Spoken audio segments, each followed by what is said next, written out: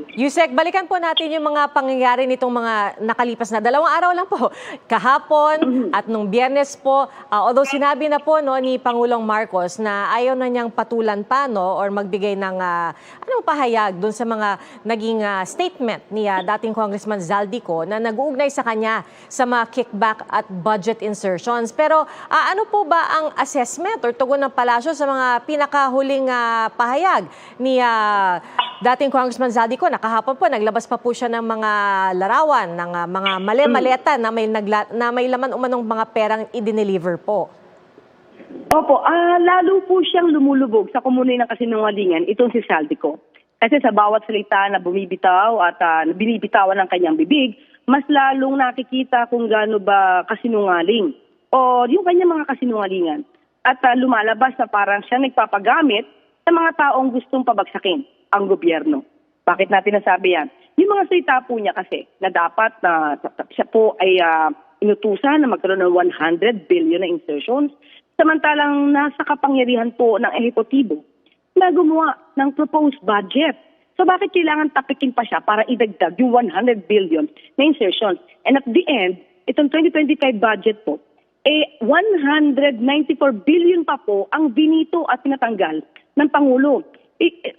Parang napaka-illogical naman po na magpapadagdag ng 100 billion na insertion pero tatanggalin ng Pangulo ang 194 billion na mula sa 2025 budget. Pangalawa, hindi po kasi wala po sa kapangyarihan ng Pangulo. Ang pagka po ang usapin ay nasa BICAM conference na. Dapat alam niya po yan, mukhang nakalimutan niya po. Yung gumawa ng kanyang script ay mukhang nakalimutan ng katotohanan. At yung mga maletang pinakita niya, unang-una, kahit po kayo yung mga journalist, at mapanuri naman po ang lahat ng mga journalist natin dito sa bansa. Sa maleta, wala po kayo nakitang anumang ebidensya kundi maleta. At sana masuri niyo po yung mga dates na nakalagay dyan sa kanyang video. May nilagay po siya na 2024. Starting January 2024 hanggang November 2024 ay may mga maleta daw na pinadala. Ang mga tao niya, hindi pa nga po personal na nanggaling sa kanya, kundi daw sa mga tao niya. So in other words, kung ang sinabi niya sa unang niyang video ay nag-usap sila para sa 2025 budget nung mag-uumpisa ang BICAM conference. Nag-umpisa po yung BICAM conference noong November 2024.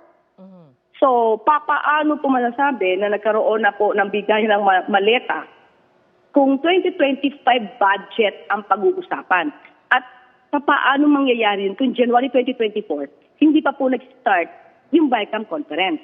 At kung sinabi naman niya, dyan sa video, meron date din na maleta mga January 2025, March, and May 2025.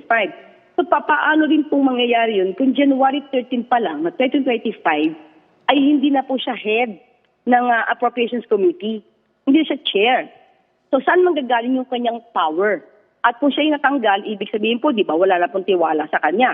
Ang mga kasamahan niya, so saan manggagaling yung kanyang kapangyarihan para magpadala ng mga maletang ito? So marami pong inconsistency sa kanyang mga sinasabi. Hindi na tutugma-tugma yung mga salita niya doon sa mga sinasabi niya, mga pictures na nakasama doon sa kanyang video.